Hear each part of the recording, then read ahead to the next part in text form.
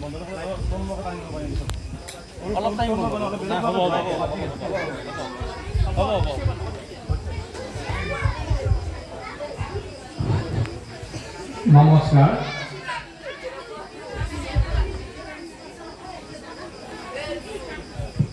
নিষ্পক্তা বিলপাৰ আঞ্চলিক ৰঙালী বিহু সন্মিলনীৰ সম্পাদক সভাপতিকে আদি কৰি এই কমিটিৰ বিষয়ববীয়াসকল, মঞ্চত উপবিষ্ট বিশিষ্ট ব্যক্তিসকল, মোৰ সন্মুখত বহি থকা পৰম শ্ৰদ্ধাৰ আই মাতৃসকল আৰু এই নিষ্পক্তা অঞ্চলৰ বিশিষ্ট ব্যক্তিসকল, কণ কণ ল'ৰা ছোৱালীসকল আৰু বিহুবলীয়া ৰাইজ, পোনপ্ৰথমতে মই অসমীয়াৰ বাপতি সাহোন, আমাৰ পালনৰ প্ৰাণ, আমাৰ এই ৰঙালী বিহুৰ সকলোকে মই শুভেচ্ছা জনাইছোঁ। অসমীয়া নৱবৰ্ষৰ শুভেচ্ছা জনাইছোঁ। সকলোৰে যেন সুন্দৰ হওক, সকলোৱে আনন্দত থাকক। বিহু আচলতে বহাগ আমাৰ পৰিচয়, বহাগ আমাৰ আবেগ, বিহু আমাৰ পৰিচয়, বিহু আমাৰ আবেগ। বিহুৰ মাধ্যমেৰে আমি আমাৰ সকলো সভ্যতা সংস্কৃতিক জীয়াই ৰাখিবলৈ সক্ষম হৈছোঁ। বিহুৱে আমাৰ প্ৰাণ, বিহুৱে আমাৰ সৰ্বস্ব। আমাৰ বিহুটি সকলোৰে অতিকা আদৰৰ। আৰু ডক্টৰ ভূপেন হাজৰিকাই কৈছিল যে বহাগ এটি ঋতু নহয়, নহয় বহাগ এটি মাহ, অসমীয়া জাতিৰ আয়ুস ৰেখা, জনজীৱনৰ ইহা। সঁচাকৈ বহাগ যেন অসমীয়া জাতিৰ আয়ুস ৰেখা। বহাগে যেন আমাৰ প্ৰতিজন অসমীয়া মানুহৰ দীৰ্ঘায়ু জীৱনৰ আশীৰ্বাদ দিয়ে। গতিকে বহাগে যেন আমাৰ পৰিচয় আৰু অসমীয়া জাতিক আমি আমাৰ বিহুৰ মাধ্যমেৰে আমি গোটেই বিশ্বত আমি পৰিচয় কৰাবলৈ আমি অলৰেডি সক্ষম হৈছোঁ।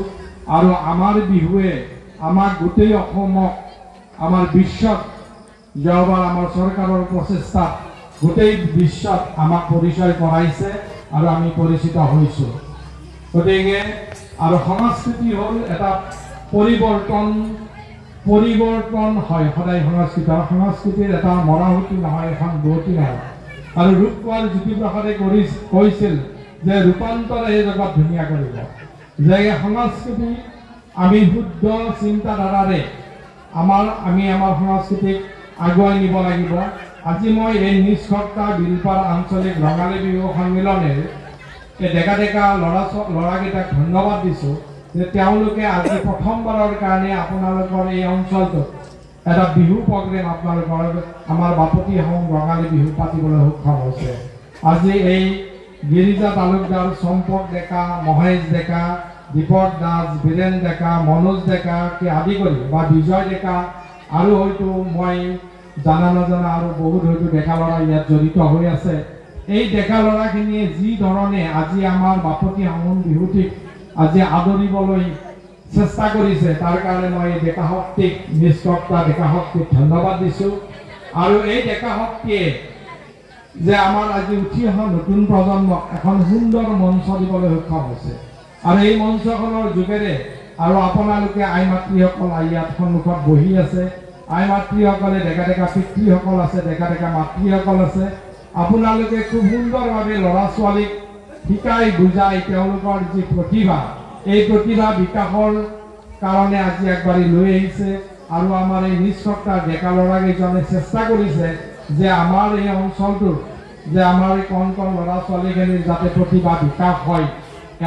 আজি আধুনিক নৃত্যৰ আধাৰত একক নৃত্যৰ যিটো কম্পিটিশ্যন পাতিছে, আপোনালোকেও পিতৃ মাতৃসকলে তেওঁলোকক খুব ধুনীয়াকৈ সজাই পৰাই লৈ আহিছে।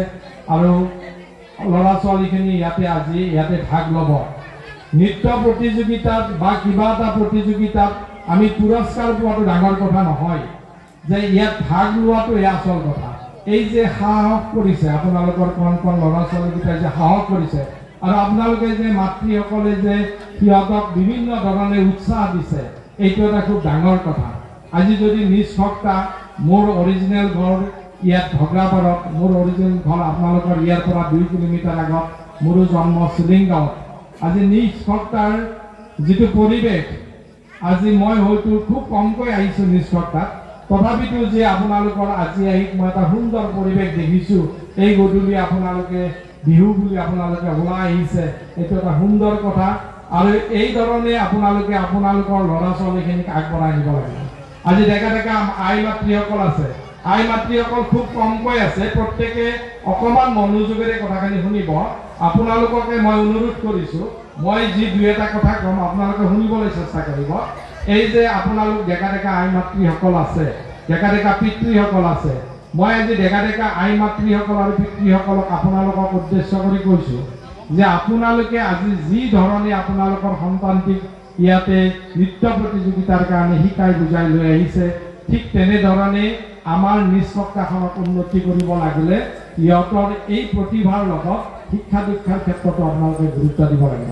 আৰু আজিকালি আপোনালোকৰ সচেতন হৈছে, হয়তো আপোনালোকৰ প্ৰতিটো সন্তানক আপোনালোকে প্ৰাইভেট স্কুলত পঢ়াবলৈ চেষ্টা কৰিছে, ভাল শিক্ষকক হতুৱাই আপোনালোকে পঢ়া শুনা কৰাবলৈ চেষ্টা কৰিছে।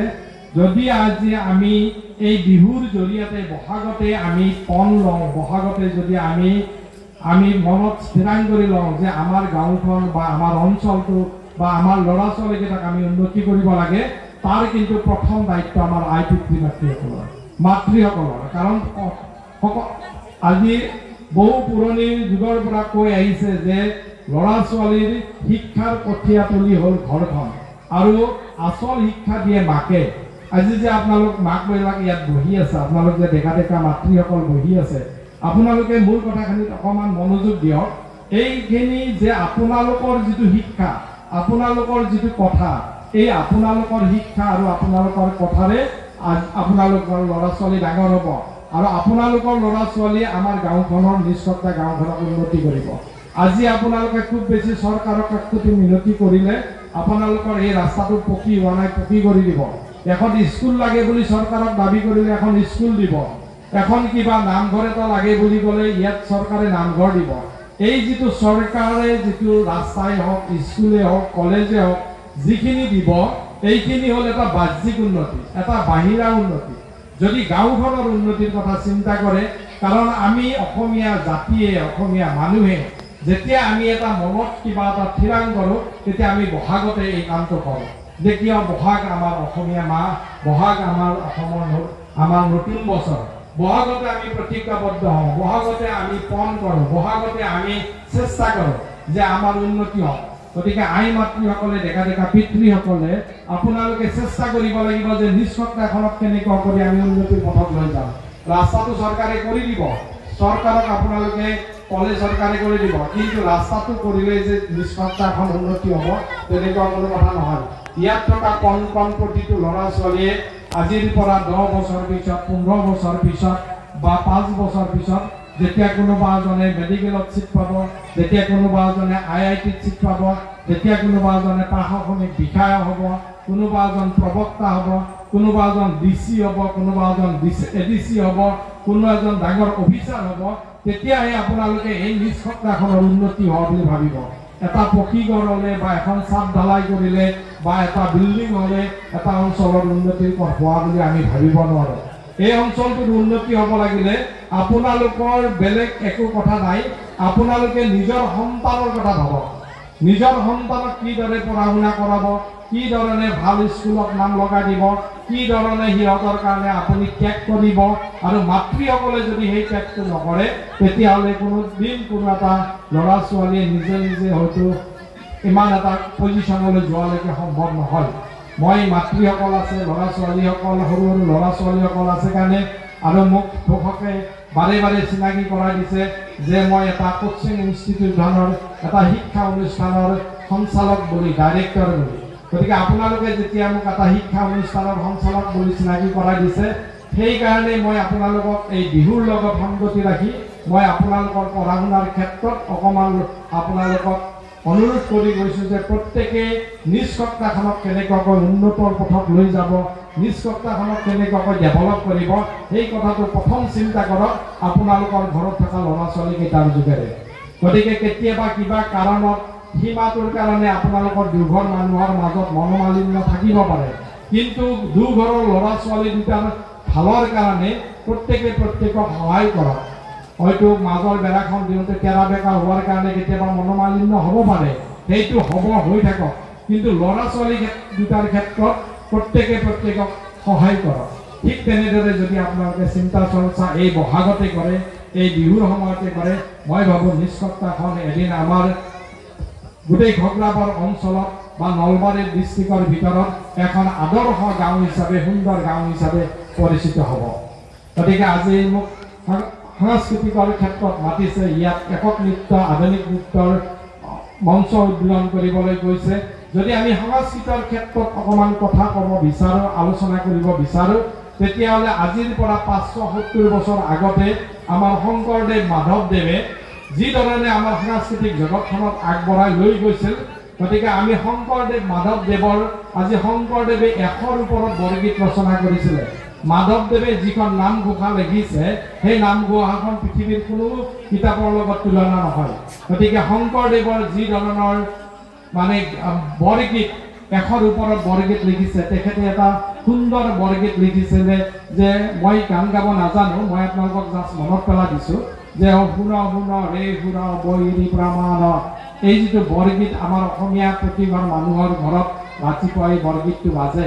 আৰু সেই বৰগীতটো ইমান সুন্দৰ বৰগীত, আপোনালোকে মোবাইলত চাব, টিভিত চাব, যে শুন শুন ৰে শুন বৈৰী প্ৰমাণক, সেই গানটোৰ যেতিয়া সুৰটো আপ্লুত হৈ জ্যোতিপ্ৰসাদে আপ্লুত হৈছিল, কাৰণ জ্যোতিপ্ৰসাদ আছিল সুৰৰ সুৰকাৰ, আৰু পৰৱৰ্তী পৰ্যায়ত শংকৰ মাধৱৰ পিছত জ্যোতিপ্ৰসাদ আৰু বিষ্ণু ৰাভাই অসমীয়া সাংস্কৃতিক জগতখনত আৰু অলপ আগবঢ়াই লৈ গৈছিল। তেতিয়া জ্যোতিপ্ৰসাদে এই শংকৰদেৱৰ বৰগীতটোত আপ্লুত হৈ কৈছিল, এটা গান লিখিছিল, আধুনিক গান লিখিছিল যে লোহিতৰ পাৰৰে আমি ডেকা ল'ৰা মৰিবলৈ ভয় নাই, লোহিতৰ পাৰৰে আমি ডেকা ল'ৰা মৰিবলৈ ভয় নাই। মই গান গাবলৈ চেষ্টা কৰা নাই, মই মনত পেলাই দিবলৈ চেষ্টা কৰিছোঁ আপোনালোকক।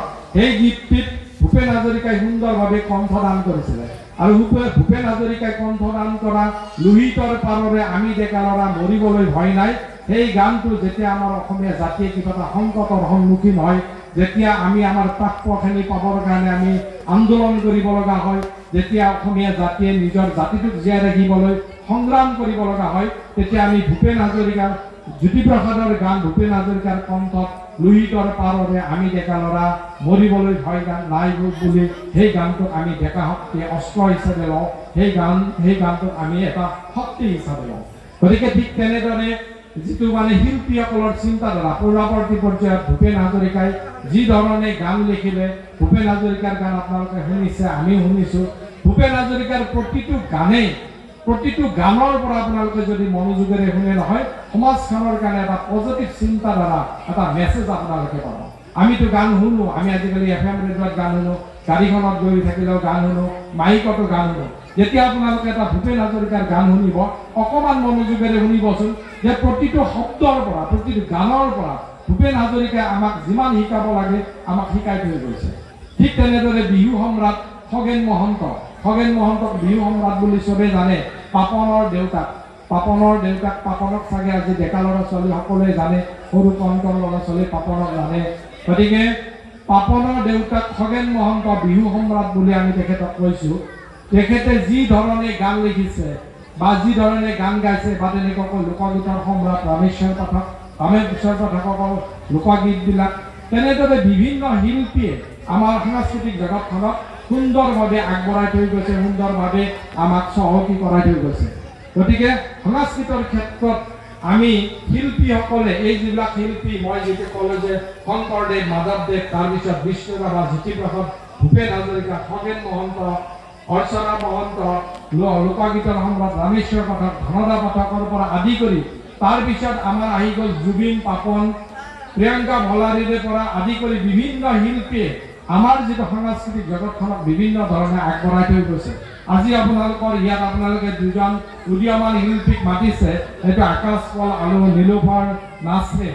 মই আকাশ পল, নীলোফাৰ নাজৰীন হয়তো এতিয়ালৈকে আহি পোৱা নাই, মই তেখেতসকলে আহি নাপালেও মই তেখেতসকলক ক'ব বিচাৰোঁ, আজি জুবিন, পাপন বা শংকৰদেৱ, মাধৱদেৱ, ভূপেন হাজৰিকা, জ্যোতিপ্ৰসাদে যি ধৰণে সাংস্কৃতিক জগতখনত আগবঢ়াই লৈ গৈছে, তেখেতসকলৰ চিন্তা চৰ্চাৰে আগবঢ়াই লৈ গৈছে। গতিকে এই আকাশ পল বা নীলোফাৰ নাজৰীনেও তেনেদৰে চিন্তা কৰক, আমাক যিখিনি সাংস্কৃতিকৰ মাধ্যমেৰে দিব লাগে সেইখিনি দিয়ক কাৰণ শিল্পীৰ যিটো চিন্তাধাৰা আপোনালোকে মন কৰিব অকমান শিল্পীৰ যিটো চিন্তাধাৰা শিল্পীয়ে সৰু সৰু কথাক লৈ চিন্তা কৰে আজি চাবচোন এডাল কলগছ এই যে কলগছডাল আপোনালোকে দেখিছে আপোনালোকৰ সন্মুখত এই কলগছডালক দেখি আপুনি বা মই একো ভাবিব নোৱাৰো আজি যদি ইয়াত এডাল নাহৰ গছ থাকে এই নাহৰ গছডালক দেখি আপুনি মই একো ভাবিব নোৱাৰো এখন আপোনাৰ পকেটত ৰুমাল আছে মোৰ পকেটতো ৰুমাল আছে আপুনি আপোনাৰ ৰুমালখনক লৈ মুখখন মুচিব আহি পাৰিব তাত বাহিৰে একো কৰিব নোৱাৰে কিন্তু মই প্ৰথমতে কৈছো এই কলগছডালক দেখি কেশৱ মহন্তই লিখিছিল কলৰে পাততে কাউৰী পৰে আৰু এই কলৰে পাততে কাউৰী পৰে বুলি কেশৱ মহন্তই লিখা গানত খগেন মহন্তই কণ্ঠদান কৰিছিল আজি নাহৰ গছডালক দেখি যেনেকৈ জুবিনে গান গাইছিল ঐ নাহৰ বুলি আপোনালোকৰ গানটো চাগে সকলোৰে প্ৰিয় জুবিনে যি ধৰণে ঐ নাহৰ বুলি গানটো গাইছিল এডাল নাহৰ গছক দেখি বা ৰুমালখনক লৈ ৰুমাল বুলি জুবিনে যি ধৰণে গান গাইছে আপোনাৰ পকেটতো ৰুমাল আছে মোৰ পকেটতো ৰুমাল আছে কিন্তু আমি তেনেকৈ চিন্তা কৰিব নোৱাৰো এই চিন্তা অকল শিল্পীসকলেহে কৰিব পাৰে সেইকাৰণে শিল্পীসকল সাধাৰণ মানুহতকৈ বেলেগ আৰু শিল্পীসকলক আমি মৰম কৰিবই লাগিব আজি যে সন্মুখত সৰু সৰু ছোৱালী দুজনী ড্ৰেছ কৰি আজি ইয়াত আহিছে আপোনালোকে ক'ব নোৱাৰে তেওঁলোকে হয়তো কালি প্ৰিয়ংকা ভৰালীৰ নিচিনা এই সৰু ল'ৰাকেইটাই যে আজি নাচিবলৈ আহিছে এই ল'ৰাকেইটা হয়তো কালি পাপন জুবিনৰ নিচিনা আমাৰ নিষ্ঠতা গাঁৱৰ পৰা ওলাই আহিব পাৰে গতিকে আমি সকলোৱে মিলিজুলি মই এই ডেকা ল'ৰাকেইটাক ধন্যবাদ দিছোঁ যে তেওঁলোকে এখন সুন্দৰ মঞ্চ এই ল'ৰা ছোৱালীকেইটাৰ কাৰণে আজি ইয়াত ৰেডি কৰিছে আৰু এইটো আজি প্ৰথম বৰ্ষ আপোনালোকৰ এই প্ৰথম বৰ্ষটো আগুৱাই লৈ যাওক ইয়াৰ পৰা আৰু ইয়াৰ পিছত আপোনালোকে 25 বছৰ অতিক্ৰম কৰক 50 বছৰ অতিক্ৰম কৰক আমাৰো যদি গা মূৰ ভালে থাকে তেতিয়াহ'লে আমি ৰূপালী জয়ন্তীত আমাক ইয়াত মাতিব আমিও ইয়াত আহিবলৈ চেষ্টা কৰিম গোটেই এই যিটো সংস্কৃতৰ ক্ষেত্ৰত আমি আমাৰ গাঁওখনক ডেভেলপ কৰিব লাগিব আমাৰ শিল্পীসকলৰ কথাৰে আমাৰ সকলোৰে কথাৰে আমি তেনেকৈ আগবাঢ়ি যাব লাগিব কাৰণ আপুনি চাব কেতিয়াবা যদি আপোনাৰ গাটো বেয়া লাগি থাকে মনটো বেয়া লাগি থাকে আপুনি এটা সুন্দৰ গান এটা শুনিলে আপোনাৰ মনটো ভাল লাগি যায় তাৰমানে কেতিয়াবা আপোনাৰ এটা গানে কেতিয়াবা আপোনাৰ মেডিচিনো হ'ব পাৰে এটা গানে কেতিয়াবা আপোনাৰ বেদনাদায়ক সময়কো সুন্দৰ কৰি তুলিব পাৰে গতিকে শিল্পীসকলক আমি শ্ৰদ্ধা ভক্তি কৰিব লাগিব শিল্পীসকলক আমি মৰম কৰিব লাগিব আৰু আমাৰ মাজত বহি থকা এই কণ ছোৱালীকেইজনীক মই চাই আছো কণ ল'ৰাকেইটাইও হয়তো এদিন তেনেকুৱা প্ৰিয়ংকা ভৰালী বা তেনেকুৱা জুবিনৰ নিচিনা হ'বলৈ চেষ্টা কৰিব বা হ'ব আমি সকলোৱে লগ লাগি সিহঁতক আশীৰ্বাদ দিওঁ সিহঁতক এটা আমি মঞ্চ দিওঁ নিশ্চয় এদিন সিহঁতে আমাৰ নিচিনা হয়তো কোনোবা খেলা ধূলাৰ মাজেৰে হিমা দাসৰ নিচিনা হ'ব কোনোবাই লাভলীলাৰ নিচিনা হ'ব কাৰ কি প্ৰতিভা আছে আপুনি ক'ব নোৱাৰে আৰু সেই প্ৰতিভাটো কিন্তু এটা সৰু ল'ৰা ছোৱালীৰ প্ৰতিভাটো প্ৰথম কিন্তু চিনাক্তকৰণ কৰিব পাৰে তেওঁলোকৰ জন্মদাতা পিতৃ মাতৃ সেইকাৰণে মই আই মাতৃসকলক বাৰে বাৰে আই মাতৃসকলক মই কৈ আছোঁ বা পিতৃসকলক কৈছোঁ যে গাঁওখনৰ উন্নতি কৰিবলৈ ল'ৰা ছোৱালীৰ উন্নতি কৰিবলৈ তেওঁলোকে জন্মগতভাৱে যিখিনি গুণ লৈ আহিছে সেই গুণখিনি আপোনালোকৰ পিতৃ মাতৃসকলে চিনাক্তকৰণ কৰিব লাগিব আপোনালোকে জানিব যে আপোনাৰ ছোৱালীজনীয়ে গান গাব নে নাচিব নে তাই নৃত্যই তাইৰ জীৱনৰ জীৱিকা হ'ব না এজন গায়ক হ'ব নে এজন ডাঙৰ অফিচাৰ হ'ব নে এজন ডক্টৰ হ'ব নে এজন ইঞ্জিনিয়াৰ হ'ব সেই কথাখিনি আপোনালোকে দেখা আই মাতৃসকলে দেখা পিতৃসকলে প্ৰথমতে চিনাক্তকৰণ কৰিব পাৰিব আৰু আপোনালোকে সেই মাধ্যমেৰে আগবাঢ়ি গৈ অভিজ্ঞ ব্যক্তি অভিজ্ঞ মানুহৰ সহায় লৈ আপোনালোকে আগবঢ়াই লৈ যাওক আৰু নিশ্চয় আমাৰ এই নিষ্ঠতা গাঁওখন এখন সুন্দৰ গাঁও হ'ব সুন্দৰ অঞ্চল হ'ব এইখিনিয়ে কামনা কৰি মই বাৰু বেছি দীঘলীয়া নকৰোঁ আপোনালোকে সকলোৱে আজি অধীৰ আগ্ৰহেৰে এই নৃত্য প্ৰতিযোগিতা উপভোগ কৰিম বুলি ৰৈ আছে আৰু শেষত মই এই নৃত্য প্ৰতিযোগিতাত ভাগ ল'ব অহা কণ ল'ৰা ছোৱালীখিনিক আকৌ এবাৰ মোৰ অন্তৰৰ নিভৃত কোণৰ পৰা মই আশীৰ্বাদ দিছোঁ মই তেওঁলোকক শুভেচ্ছা দিছোঁ তেওঁলোকে সুন্দৰ নৃত্য প্ৰদৰ্শন কৰক ইয়াত প্ৰাইজ নাপালে কোনেও বেয়া পাব নালাগে এই যে নাচিব সেইটোৱে তেওঁলোকৰ কাৰণে এটা ডাঙৰ কথা গতিকে সেইটো কৰি তেওঁলোকৰ প্ৰতি বা তেওঁলোকৰখিনি আমাৰ সকলোৰে অন্তৰত স্থান লওক এইটোৱে মই কামনা কৰিছোঁ আৰু মোক ইয়াত মাতি আনি আজি নিষ্ঠতাৰ এই ডেকাদাৰ ল'ৰাকেইজনে মোক যিখিনি আজি আপোনালোকে ইয়াত মোক সন্মান দিলে সেই সন্মান আৰু মৰম দিয়াৰ কাৰণে মই এই গোটেই আপোনালোকৰ বিষয়ববীয়াসকলক ধন্যবাদ দিছোঁ আৰু লগতে মই এই মঞ্চখন উদ্বোধন কৰা বুলি ঘোষণা কৰিলোঁ ধন্যবাদ আমি শ্ৰীযুত গিৰীশ চন্দ্ৰ বৰুৱাদেৱক তেখেতৰ বহুমূলীয়া ভাষণ ৰখাৰ বাবে আমি ধন্যবাদ জ্ঞাপন কৰিছোঁ আৰু তেখেতে সুদূৰ গুৱাহাটীৰ পৰা আমাৰ মাজত উপস্থিত হৈ আমাক অনুপ্ৰেৰণা যোগোৱাৰ বাবে আমি তেখেতক অশেষ ধন্যবাদ জনাইছোঁ। আমি আশা ৰাখিছোঁ পৰৱৰ্তী অৰ্থাৎ দ্বিতীয় বৰ্ষতো তেখেত যেন আমাৰ মাজত উপস্থিত হয়। ধন্যবাদ।